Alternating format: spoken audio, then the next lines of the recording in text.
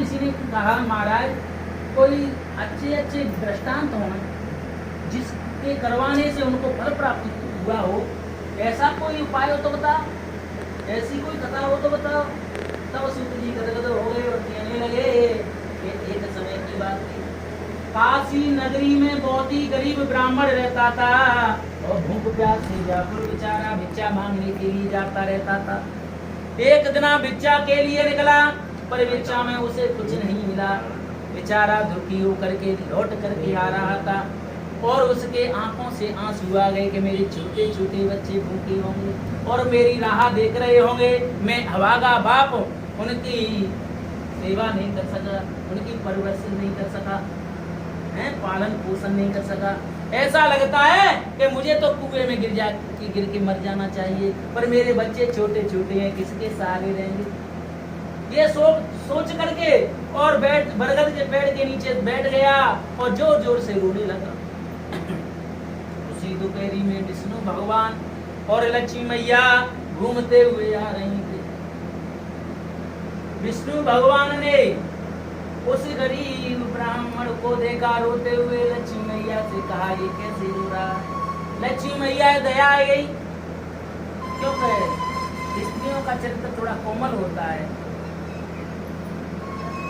थोड़ी देर में पिघल जाती हैं, किसी की करुणा को नहीं सहन कर पाती हैं।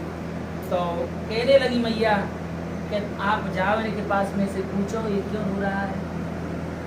विष्णु भगवान बूढ़े ब्राह्मण का रूप धारण करके उसके पास में चले गए और जाकर के कहने लगे ब्राह्मण क्यों रो रहा है।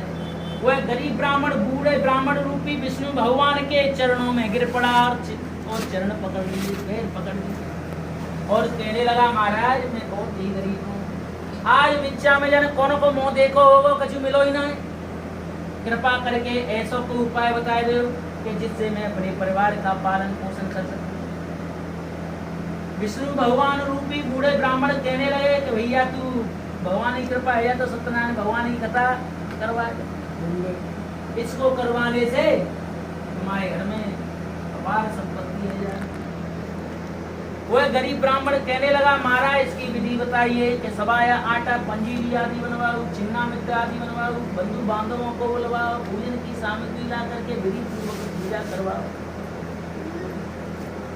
उसके बाद में हवन करवाओ, हवन के बाद में ब्राह्मण को दक्षिणा दे करके भोजन आदि करा करके संतुष्ट करके विदा करो। शाम के समय 5, 7, 11, 21 जो बने सो गीत गब्बर और सुनने वाले आए उनको प्रसाद आदि वितरण करो।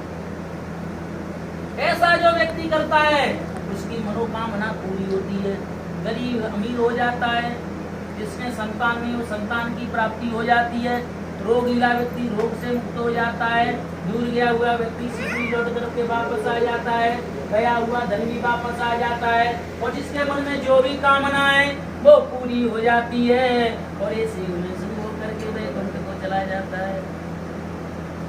पूरी विधि बताए, पूरी विधि जान करके वह गरीब ब्राह्मण उन भगवान रूपी बूढ़े ब्राह्मण के चरण छू करके अपने घर को चला गया। प्रातः काल हुआ भिक्षा मांगने के लिए चला गया।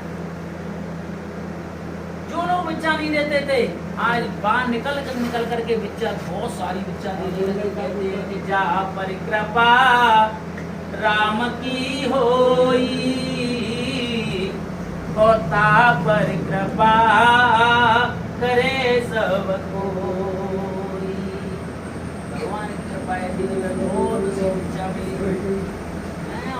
आदि सामग्री को वो भिक्षा को बेच करके पूजन की सामग्री लेकर के आया, बंधु बांधवों को बुलवाया, गांव वालों को बुलवाया, सवाया आटा बुलवा करके पंची आदि छिन्ना मित्र आदि बुलवाया। उसके बाद में ब्राह्मण को बुलवा करके घर में कथा चालू करवा दी।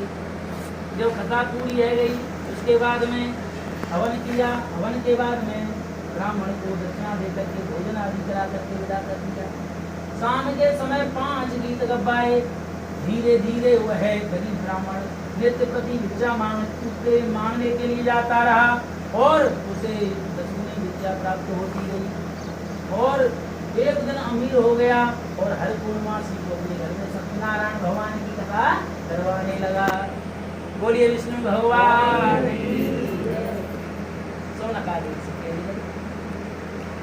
तो महाराज और भी कोई कथा है कि हाँ एक लकड़ा आ रहा था, लकड़ी तोड़ करके उसे बेचता रहता था, पर जितना कमाओ तो शाम तक उतना खर्च 1 रुपया बचाए नहीं पाओ तो बचाओ।